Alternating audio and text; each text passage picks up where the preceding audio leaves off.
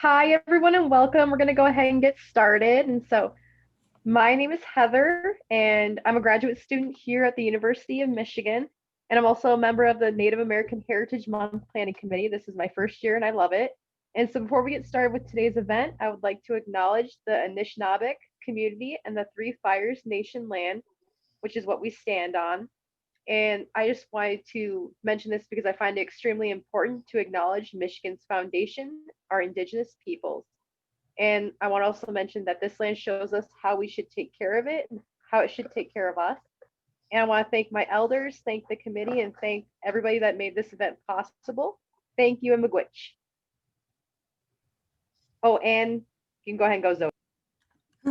Bonjour, Ani, Zoe Ndijnikas. Hello, everyone. My name is Zoe, and I'm one of the undergraduate student coordinators for Native American Heritage Month and have the distinct honor of introducing our speakers today. Throughout our time together this afternoon, we invite you to interact in a few different ways. You can post appreciations and questions in the chat box that we will read to our speakers a little later on, and there will be an opportunity to come off mute and share as well. With that, I will give you all a little background on our speakers. Stacie Sheldon has a career as a user experience researcher and strategist. Beyond that, she is a co-founder and leads the technical development of www.ojibwe.net and the author of The Adventures of Nimkii. She also serves on the board of directors for American Indian Services in Lincoln Park, Michigan. Nimkii was born in the spring of 2010 and is a half German Shepherd and maybe half Black Labrador. She was adopted by Stacy as a puppy, and she is 100% awesome, except when she rolls in the mud or other stinky things. Nimkii loves her grandparents and family and all of her doggy friends, including Roscoe, Chester, Mia, Finn, Copper, Maisie, and Morgan. She loves to swim and fetch and hike and snooze in comfy places. Margaret Noodin received an MFA in creative writing and a PhD in English and linguistics from the University of Minnesota. She is professor of English and American Indian Studies at the University of Wisconsin-Milwaukee, where she also serves as the Associate Dean of Humanities and Director of the Electa Quinney Institute of American Indian Education. She is the author of Bewajmo, A Dialect of Dreams in Anishinaabe Language and Literature, and What the Chickadee Knows, which are both bilingual collections of poetry in Anishinaabemowin and English. Please join me in welcoming Stacy and Margaret.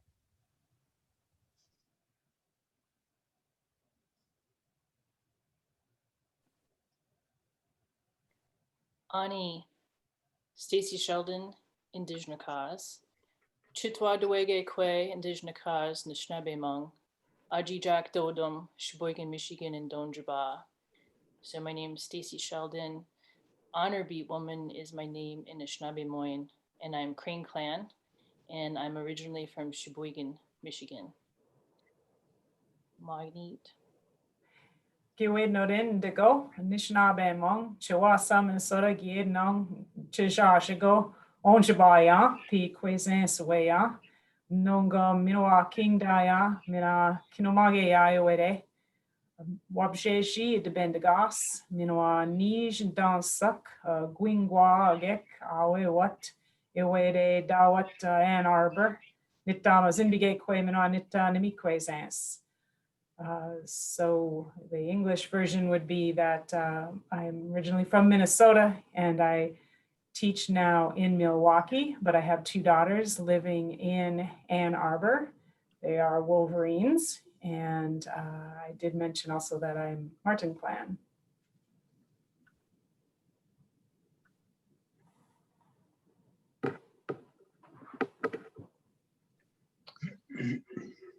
So I think we were going to each talk about share a little background on our books. So I'll talk about the Nimkii book.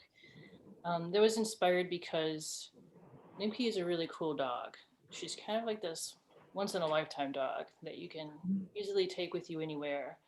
And she can run off leash places and stay with me. So she has lots of adventures. And years ago, a friend said she really enjoyed seeing my pictures of Nimkii all the time. And she said, you should write a book about the adventures of Nimkii. And that idea was percolating in the back of my mind for a long time. And finally, it happened a few years ago. And I was thinking of it at first as an introduction to Ojibwe words, but Meg had really good advice, Margaret had really good advice that there's plenty of books out there now that introduce Ojibwe by sharing simple words and nouns and names, and that it's time to move the needle and have books that are fully bilingual experiences for people. And so she was gracious enough to translate the book for me. Some other things were happening at that time too, where I have a cousin who at the time that we were working on the book was kind of 4 going on 5. And I thought reading books to her would be really rewarding, and I would sit and read a book and she would listen and we would share a story together. And then that's not what happened at all. Like there's constant like interruptions and questions about the pages and wanting to count things on the pages. So when we were going through and working on the book, I tried to change the style of the book so that you would be asked to count for how many raspberries or butterflies do you see on the page, or try to find the different animals. You know, there would be an opportunity to answer questions and think about things. And so that's the way that the book came out. And Meg, do you want to talk a little bit about some of your thoughts about how the book introduces a lot of language concepts that, you know, with animacy and everything?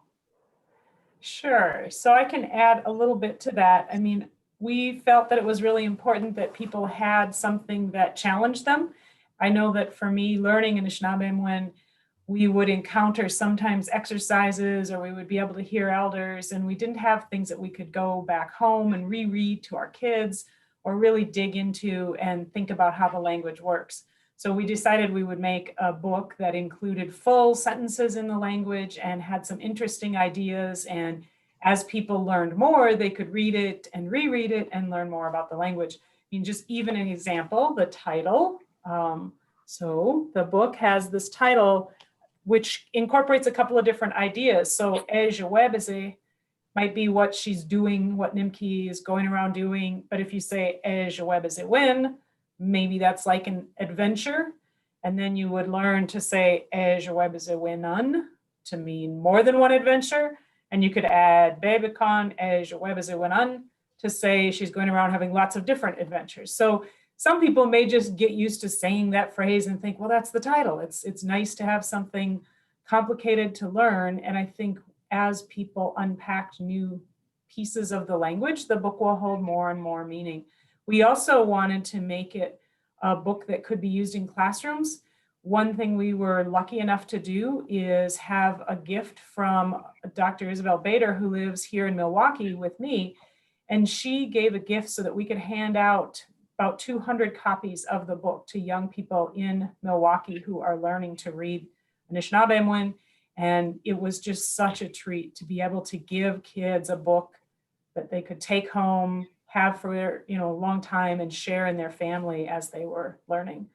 So I know Stacy was going to read a little bit of the book as well, and I'm always happy to take questions later. I wanted to share that the book was illustrated by a Haudenosaunee woman named Rachel Butzin. And like you saw the cover that Meg was holding up, that purple, it's a really vivid color. And her illustrations throughout right up. Throughout the book, the colors are really vivid, and I think the illustrations are really beautiful.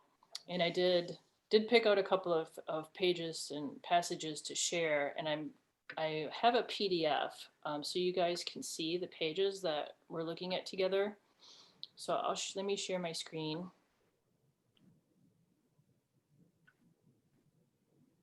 And then you can see the illustrations for yourself too. Can you guys see the pages? Okay. Yes. So I want to start here. This is on page 9. And I had been talking to you guys about my experience reading to a child ended up being much more interactive than I realized. So this is one of those pages that was inspired by that experience. So Nimkii ogi mekan miskomanikan. Nimkii omakawan miskomanangaye mamingwan. Anin manik miskomanak wabmadwa.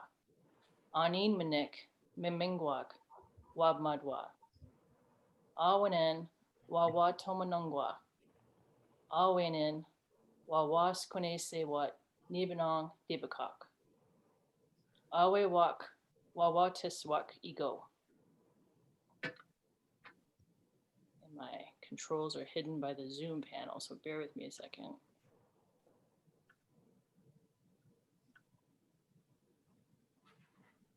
Dagwagan Minojwebuk, Janandawejigat Agwajing, Anin Minik, Wijawaganak, Nandawab Mangwa, Megwayokong, Gawab Makna, Bapase, Agongos, Gak, Wabos, Mina, Wawash Keshiwak.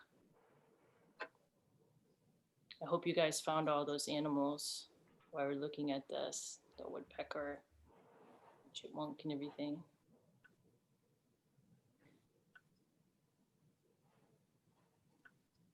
Awinan Ishpavit Mitagong Ajidamo.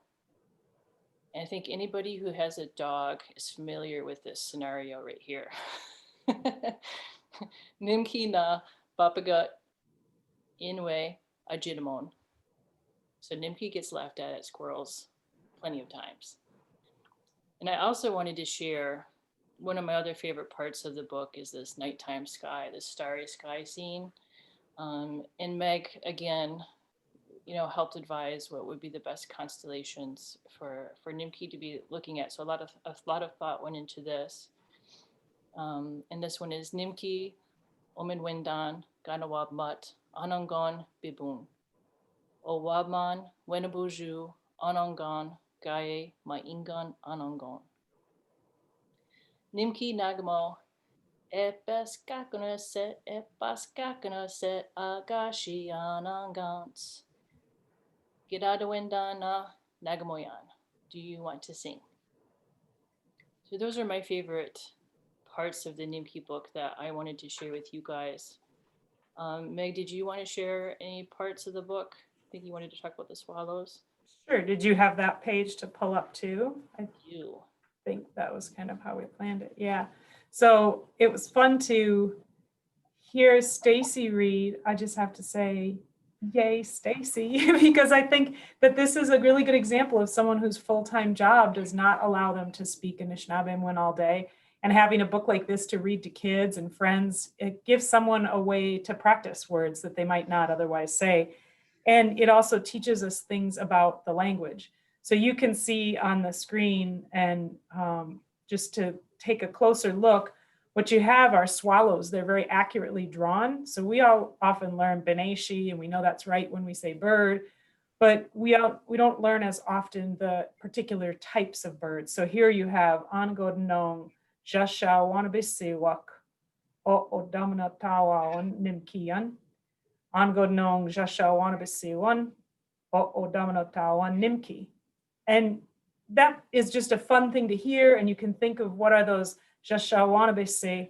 And when you get a little farther down, you can see O Damanatadewak, Ba Jashawanabisiwak. That term gliding about is what gives the swallows their name. And for those advanced students that are really studying and thinking about things, they might notice in the top two sentences, one of them says Nimkiian, and the other one says Nimkii. And the difference is who is being played with and who is playing with someone else. So we put things that are rather complicated into the book so that people would hear them and just get used to them and absorb them as ways that our language works. And then later they can circle back and maybe learn more about how the language works. But I think you should all sit there at home and just try Jashawanabisi, just so that you can say a new word for the day. So anyway, I think that Say it again, Meg. What? Say it again slow. I'll give everybody a moment. Right. So the word there, Jashawanabisi, and then because there's more than one, Jashawanabisiwak.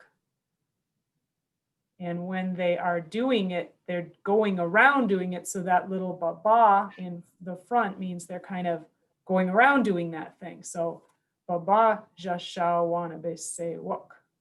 So it's a way to think about how our language has meaning that has given things names, actions, and ideas about how we move through the world are often what people and places, animals are named for. And then we can take those words and be more descriptive by adding to them. So the other thing that's interesting to see is that second to last line there, it's one big long word that takes multiple words to translate in English. So if you start in the middle, you see just shall wanna be say as the middle part, the verb, but then you can add things to the front to say how that's happening, or that little walk on the end means they are doing it. We need several words to explain all that in English. So it's fun to see how both languages work. And I think that we tried to give people examples. We did put the audio on Ojibwe.net too, so that people who want to have reading competitions should contact Stacy separately later. And that for me, have been really excited about the book, but also really excited to have events or discussions like this, because I think I started really having an opportunity to learn to speak Ojibwe. I think it was maybe around 2006. It was quite a long time ago. And actually, Alphonse, I saw, is on the call, and I'm really excited to see him. So Ani, Alphonse.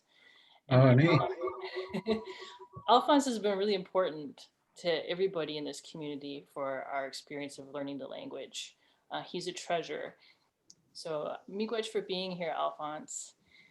Okay.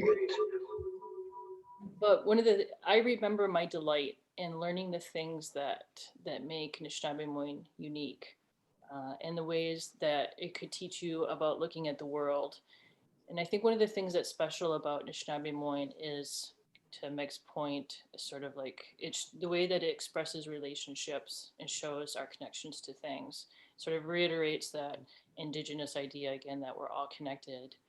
And Meg can probably do a better job of talking about this than me, but this concept of it being agglutinative and words being formed and built in the moment is one of the things that makes it hard to learn, but also one of the things that makes it truly special and unique. And I love that. I love learning about the things that make Ojibwe different, or the things that tell us about our identity as people in the language. So it's been one of my favorite parts of this whole journey.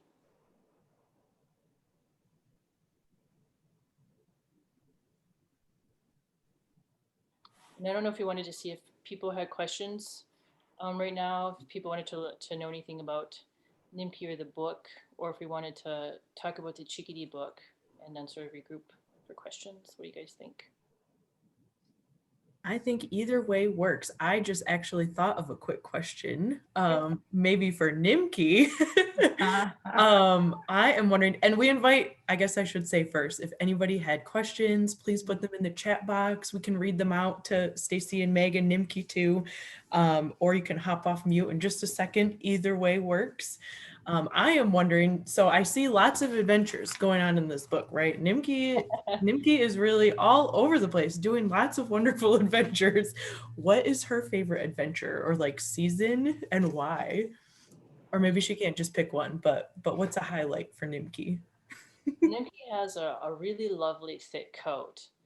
So what I observe is that she's happy and up for adventures all the time, but this time of year when we have that cold, that brisk cold, she becomes super energized.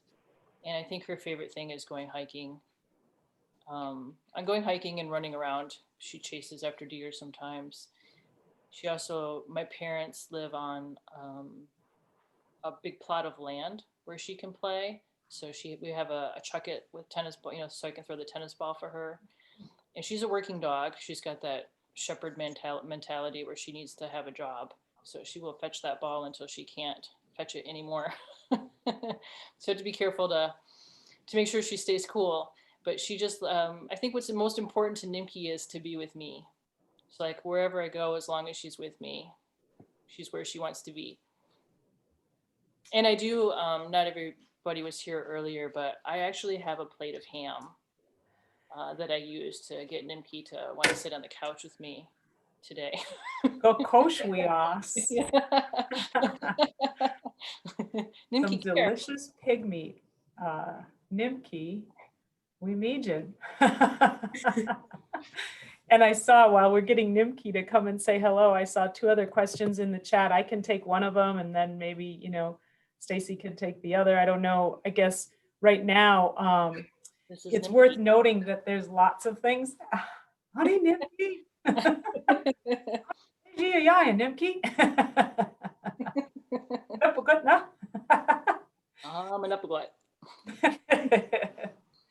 It's good to see Nimkii happy. And the Nimkii book is a very thin little paperback, easy to buy, easy for classrooms to have or families or kids to have.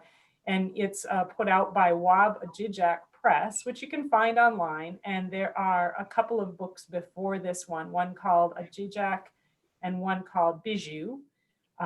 Clearly it's a press with animal themes, but each of the books also talk a lot about living outdoors and being in Anishinaabe country, which maybe relates to the other question that's in there as well about finding our illustrator. So Rachel Butzin is an alum from MSU and also has lived in Michigan for a long time.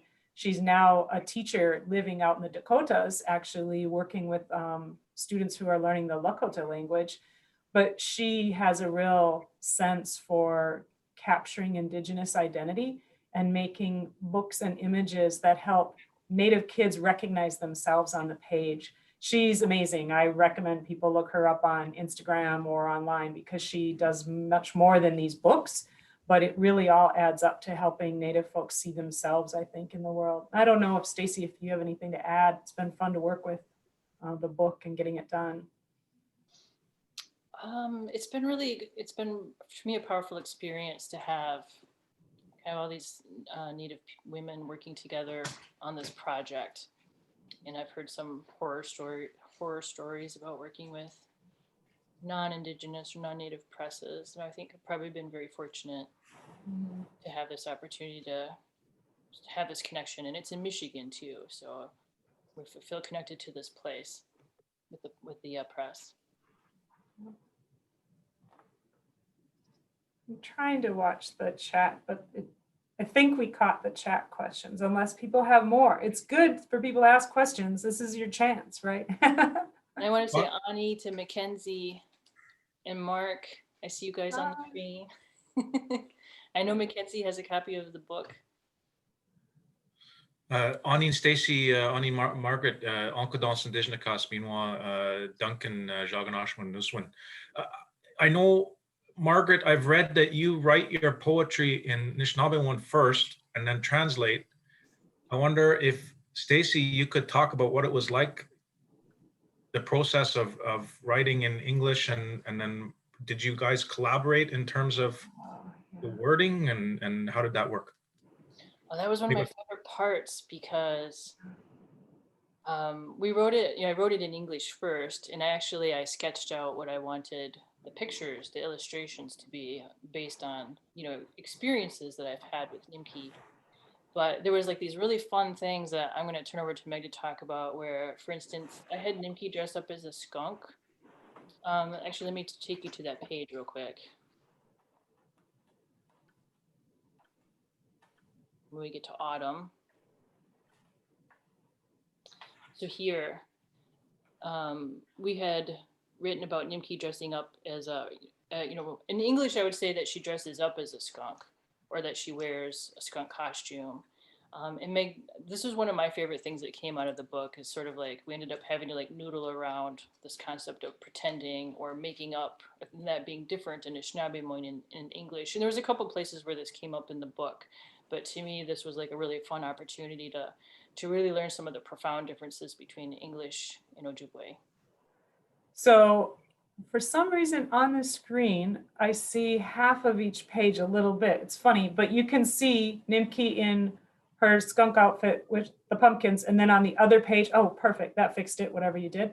So on the left, when you see that top sentence, Nimkii Gijigijigaaneshiinh, and that ending, a lot of people would recognize Chicago as kind of connected to our word for the big city, Chicago, and they maybe know the stories of the skunk cabbage that grows there and how that city got its name.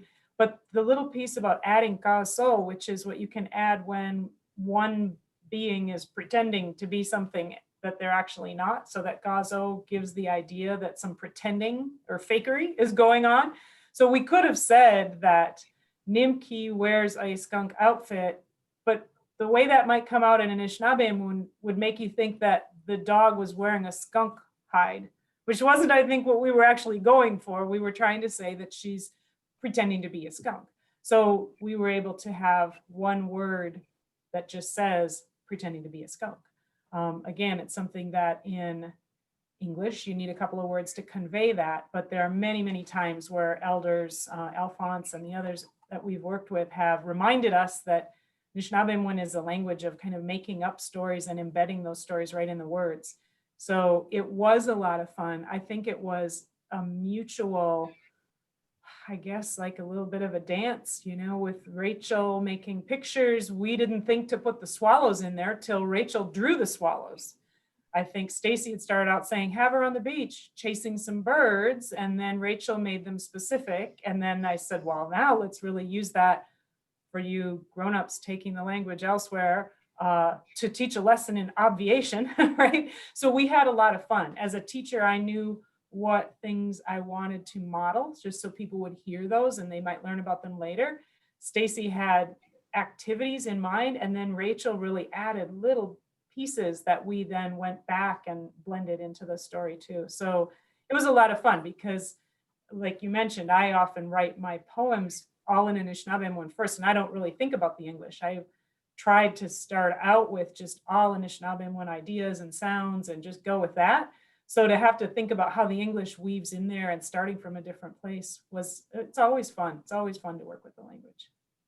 And this was definitely meant to be a children's book, but when we had these conversations about things like this, it made me think that even if you're an adult who is trying to learn the language, I kept finding lessons in here. Like there's a lot to think about. But to answer your question, I would say very collaborative process back and forth. And that's something that I highly value. You know, it's not like I came up with a manuscript and sent it to Meg, and then it got sent to the artist and sent to the publisher. There really was this back and forth and collaboration that really made it a good experience. And I would say now, and my other thing that maybe relates to the next question I saw come up in the chat, we worked really closely with Michael Zimmerman Jr., who teaches the language at the Indian Community School in Milwaukee. He's got nearly 200 students that go in and out of the doors of his classroom every day trying to learn their language, young as 4 years old, all the way up to 8th grade. And there are things that when we imagined the book, I would say the star page is really credit to him, because we said, here's a night sky. And he was able to say, well, here are the star stories, the Anishinaabe star stories that I teach my kids. It'd be great, you know, we can see these on the page now. So it really was keeping teachers and kids in mind. The question about, do we use metaphors? I think that gets to the question of whether we make tidy equations like we do in English. In English, one might think of a metaphor or a simile as an equation that compares people, places, and things most often, which is why most elders would say, that's not what our language is about. We don't do that. We aren't going to think about the people, places, and things first. We're going to often think about the verbs first. So I do hear elders using verbs to describe the world in ways that get at the things we can't see. So if that makes sense, I think that we have a way to do what metaphors do, just we don't do it the same way that you might do it in English, if that answers that question.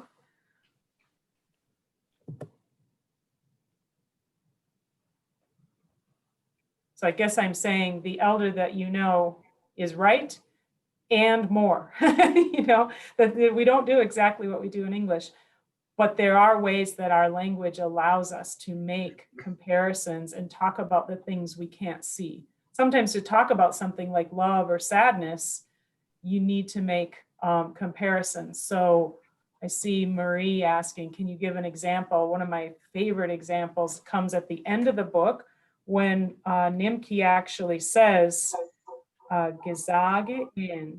And that word Gijigijigaaneshiinh is one that I often use as an example for how our language gives us ways to make comparisons that are different than you would make in English. So rather than saying love is like a wide opening, or love is like stepping out into something, or love is like a lake, which is what you might do in English.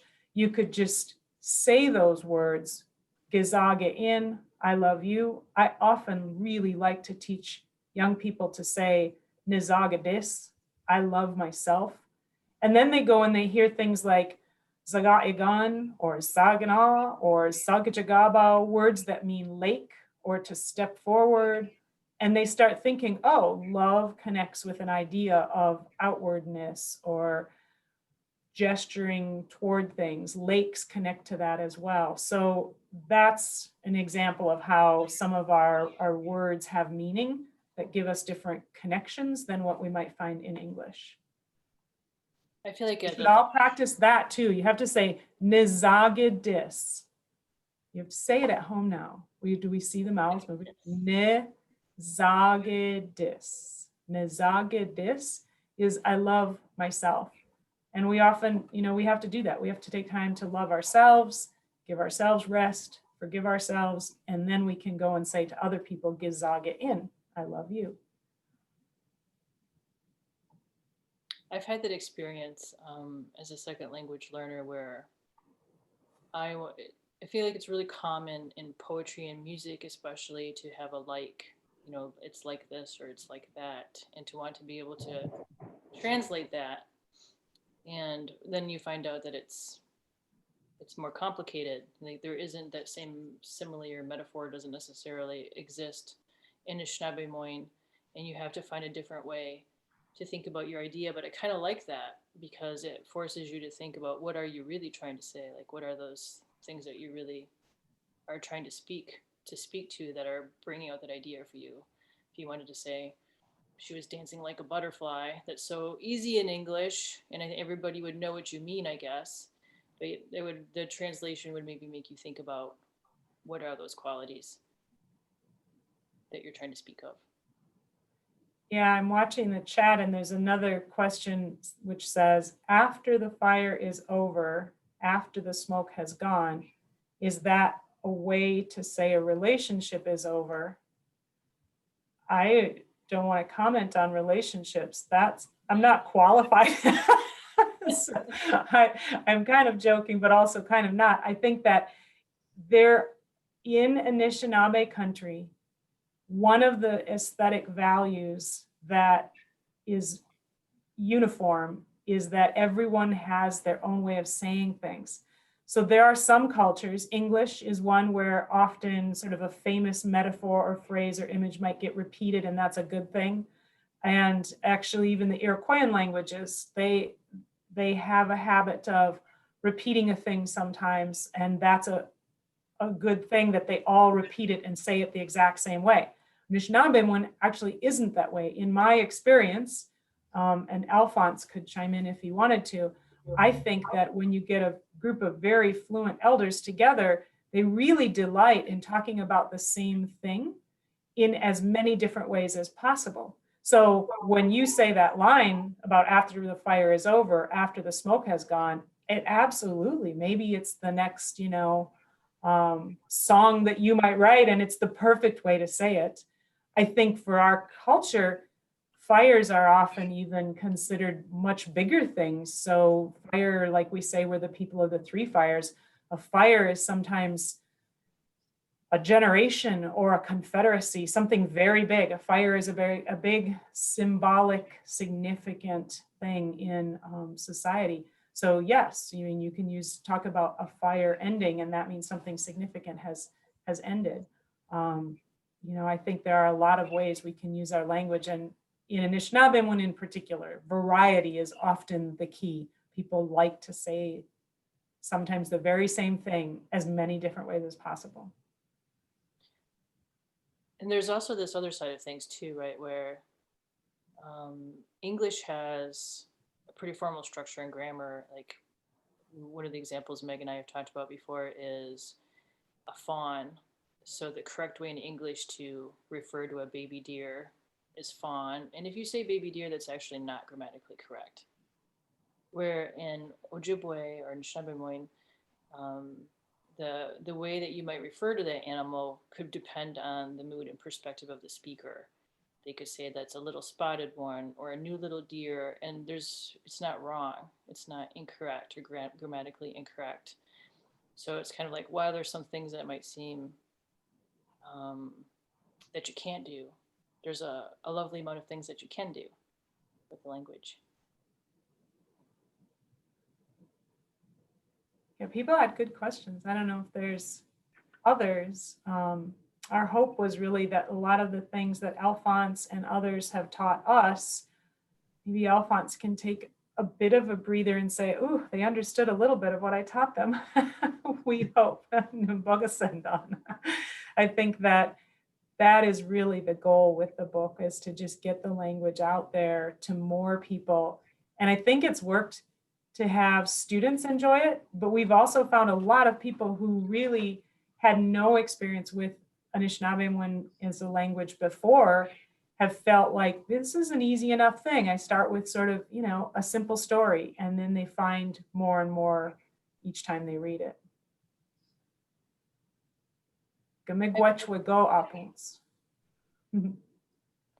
I put on the screen too that for the Nimkii book, we have a page on ojibwe.net that you can find under stories, under children's stories. And on this page, you can listen to the full audio of the book. So Meg is reading the book, which is really nice if you want to have some practice. And then there's some extra resources here. So there's a link to sing the Twinkle Twinkle Little Star song. There's a coloring page here with, it's a sugar bushing page that the illustrator designed. You could watch, there's a little video just on how she illustrated Nimkii, which is fun to watch. And then there's a word list. So some of the key words, if you wanted to concentrate on learning how to say these words, you could do that on this page as well. So we've attempted to make, the support structure for the book here that's available.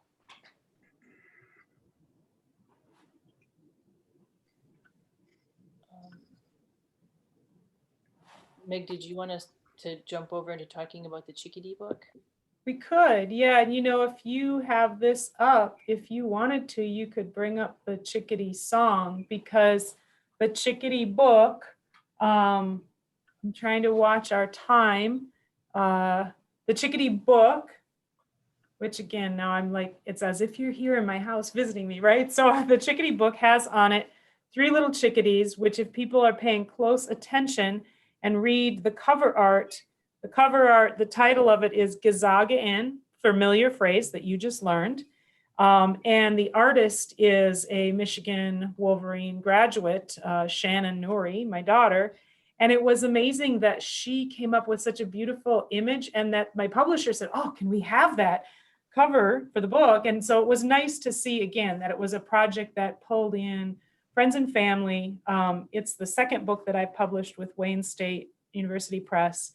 And for me, the poems that I write are often written to play with the language and play with ideas and think from an Anishinaabe space. Sometimes I will have requests to do something specific and be writing about a particular time in history. So about half of this book are ways to look at history through Anishinaabe eyes. And I wanted that to be all collected together in here so people could, there's one example of thinking about the fur trade from the perspective of a beaver.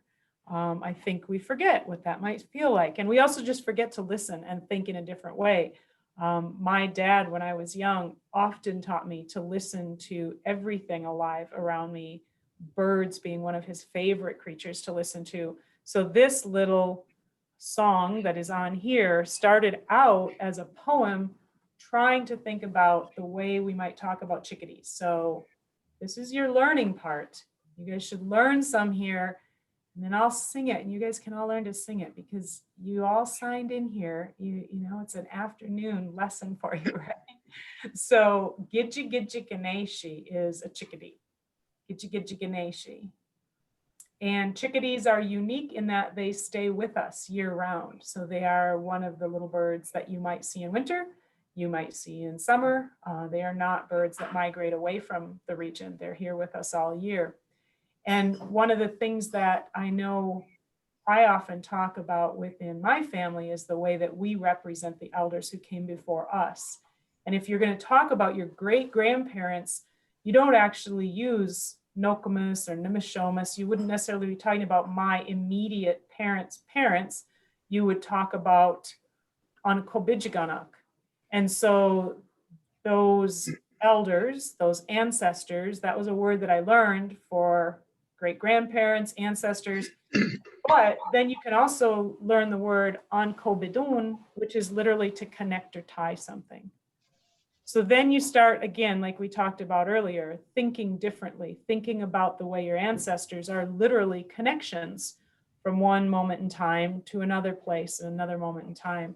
So Onkobijaganak, I'm going to give you guys a chance to say it right. Onkobijaganak and Onkobiduwat. Onkobidun is to connect, and by adding that what, we're saying they do it. So Onkobiduwat. So in here, this little, I guess it's sort of a song for the Chickadees, for them to hear. If you know Chickadees really well, they have a certain call they do at the end of the day as well. So my dad and I got together. I was also taught that a lot of songs, you should have some that are old songs that you've learned and you keep with you, and you tell the story of where you learned them and who taught the person that taught you and the reason the song was initially sung. And then you should have some that you've created that reflect your experience and connect you to the other songs. So this is one that I was trying really to think about things that I had learned, and it became sort of the title poem for the book. So I will go through and sing this one as slow as I can, because a lot of my poems, I write them out and then they kind of turn into songs, and this was meant to echo those little chickadees. And then I'll go through it twice so you can join in after you've heard all the words. Onkobijaganak, Onkobiduwat, Wingash, Windamawiangidwa, Gashkibijigegegashka king. Gijigijigaaneshiinh Gikendaan, Nundagazit, Nundemiangidwa, Manadukeyang, Manadawiyang. All right, so I know you may be all muted, but try it anyway, because then you get the language like really in you when you try to say it. So it's on the screen there, you can see it.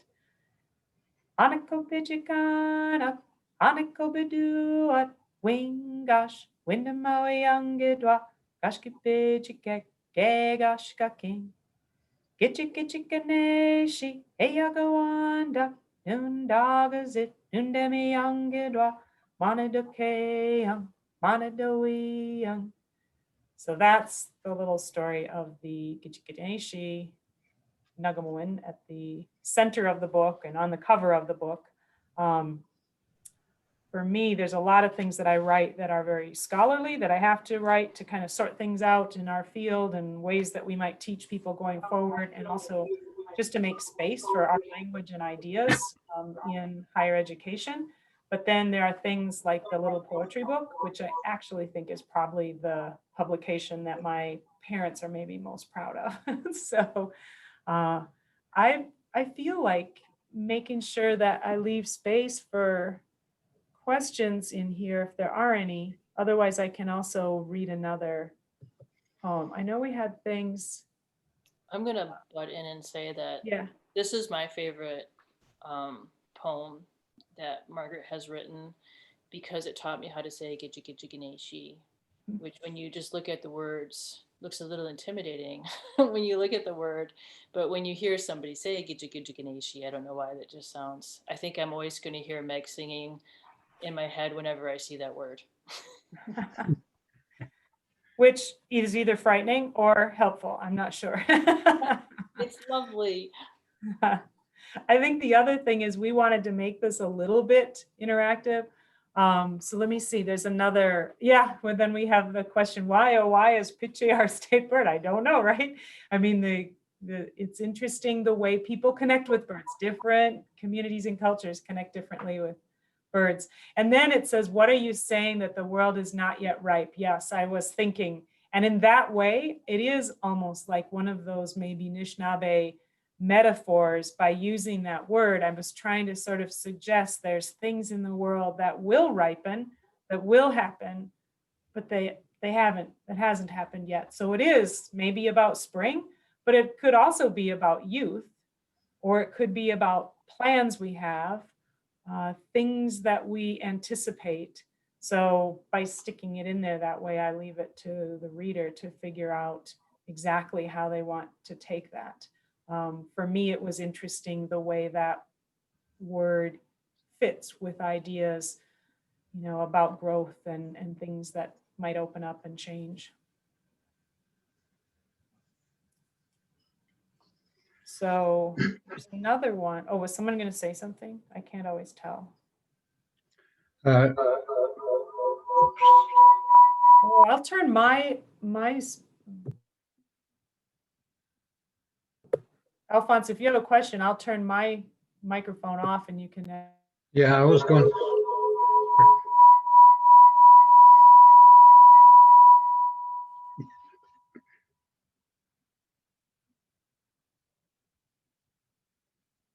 Yeah, I was going to mention what I discussed last week about learning the language at a young age.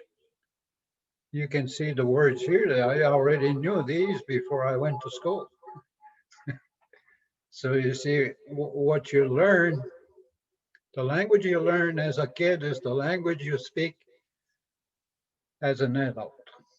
You see, because the time you talk about the things, names of things, place names, and so on, you talk about those at the moment they happen.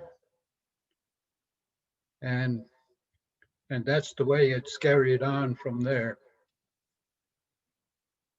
You just keep adding to it.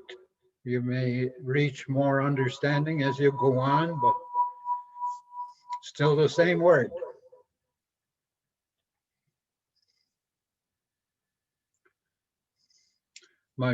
Those little chickadees used to eat out of my father's hand, and as we at a campsite.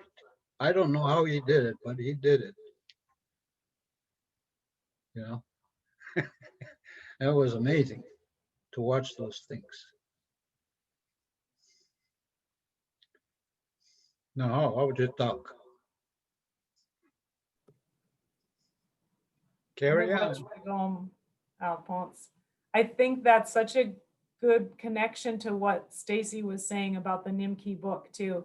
We wanted to make a book that could be read to kids when they're young and include some of the full and complicated parts of the language, because then they hear them and they become familiar when they're young.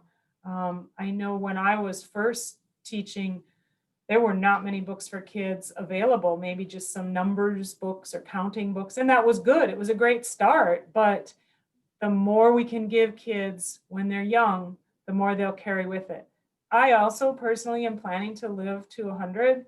So I feel kind of young right now. So I hope the other young people at that point in their life who are young in their Anishinaabe learning journey, right? I think it's any time is a good time to be a learner as well. So what you experience when you're first starting to learn, even if you're just starting to learn Anishinaabe, and when later in your life, what your teachers first tell you and what you hear will stick with you. It's just like Alphonse is saying, things happen, and to be able to describe them, I mean, the way he was able to learn that early was amazing. And we would hope we get to a point where that can be the experience of Anishinaabe kids again. But for any adults who didn't have that experience, it's never too late to try and start learning, because it's the only way we're going to get there.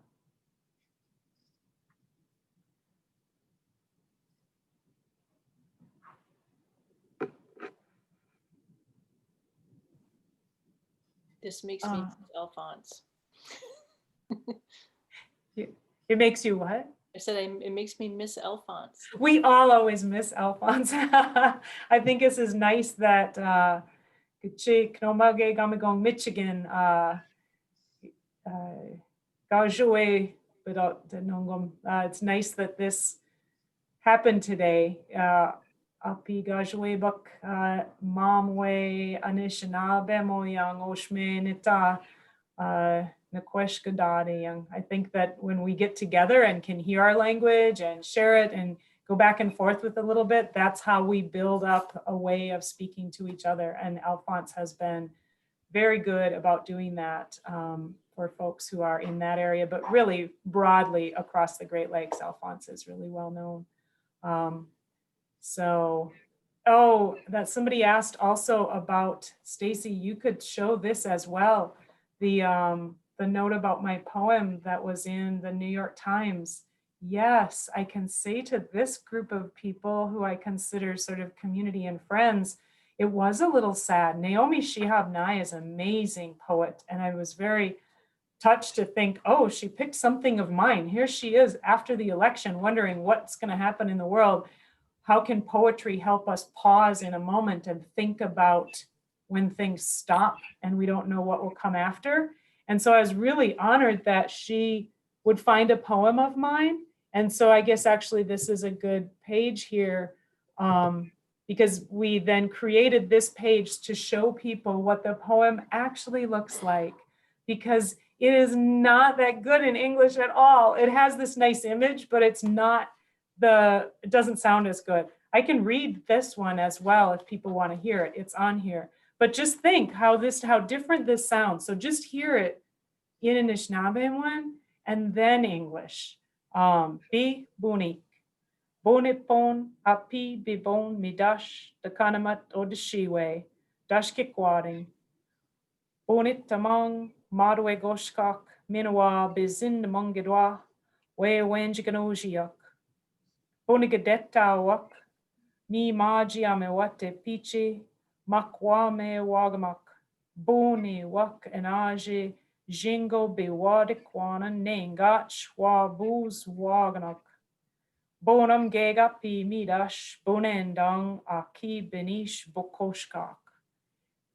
And this poem was really just playing with those ideas of bebon being winter and it stops, and how things need to sometimes pause or things are given away. Some of the words in here are not ones that I would say every day, but I was really trying to play with the language and see what I could do with it. In English, the meaning is when it stops snowing in winter and deep cold arrives to crack the ice, we stop hearing the freezing, then listen for the great horned owls. They forgive one another and begin to mate while the world is frozen, landing on pine branches as snow falls gently in large flakes.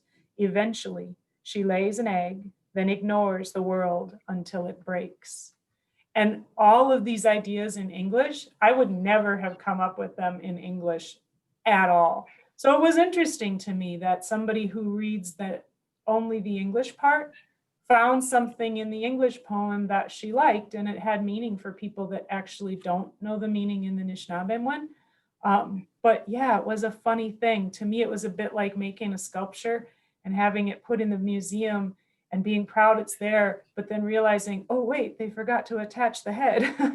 Because to me, the amazing part is when we think of, boni or bibun, bonigadetao, all those ideas of a thing that pauses or gives things away or forgives or something. So yeah, I mean, that was an interesting thing to see.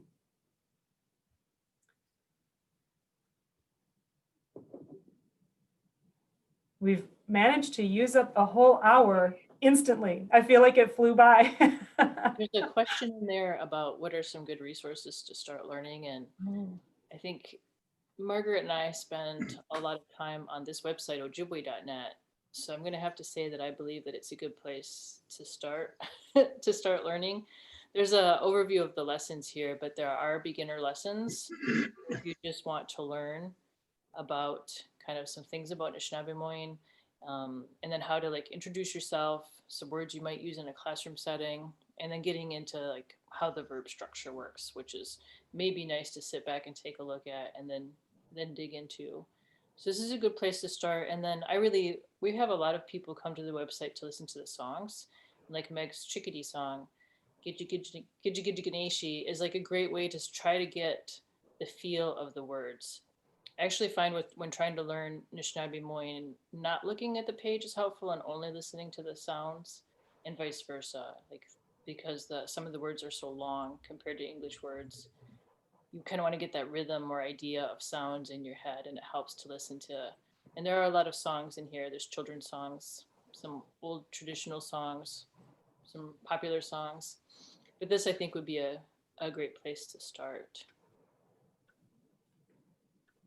Yeah, there's many, many places now in the Great Lakes where you can get a good introduction to the language. Several organizations have worked for, I would say, really since the 70s, the 1970s, when the American Indian movement changed people's willingness to be visible with the language. Things happened like the Indian Religious Freedom Act, the Indian Child Welfare Act. I can remember before that time, people really would not use it, at least stateside, outside of the house or outside of ceremonies. And it wasn't until the 1990s that it became technically legal for people to use the language. I think in Canada, it was similar in terms of timing. So most of our effective materials and classroom programs are after the 1990s, when people really were able to get some space. Still, there was a lot to work out. Reconciliation in Canada did not happen until into the 2000s. And there's actually a lot of work that still needs to be done with that in the States. So you can find materials, but I would say some of the recent materials that people are using now, the Ojibwe People's Dictionary online, and that one's kind of a bit of the Western spelling, and then Anishinaabemowin dictionary that Marianne Corbier has worked on with many, many elders. There's resources out there for people that just didn't exist before. We're actually working on a resources page that lists a lot of these, and we'll be posting that in the next couple, month or so. Anishinaabemowin Tech for years. We hope that when COVID is over, we start having those gatherings again where people can exchange ideas. So we try to use this website to post anything we can find anywhere. Also on Facebook, you have a lot of groups. We're popping up all over the Great Lakes. People in their own backyards or their own communities are getting together actually in person, or now more recently on a Zoom call or something like this, and just trying to find ways to use the language more in their everyday life, because that's what it's going to take for us to really flip the model and have really a language is not considered a viable, living, thriving language unless you have people using the language across generations, using it in creative ways, in new ways, and using it for more than one purpose. So we might not use it in an office or in a bank, but we need to be using it in more than just ceremonial spaces. We need to be using it in spaces with our kids, with our elders. People use it when they're healing often. We just need to increase the number of spaces. Doesn't maybe seem realistic that it would become the only language in North America, but I don't really rule it out. You know, the way things are going, things flip quickly. So I don't know. Yeah, that's, I guess, a long answer to that question, but maybe it's why a lot of us are here, just to keep learning. We'll do one last call, see if anyone has any last questions.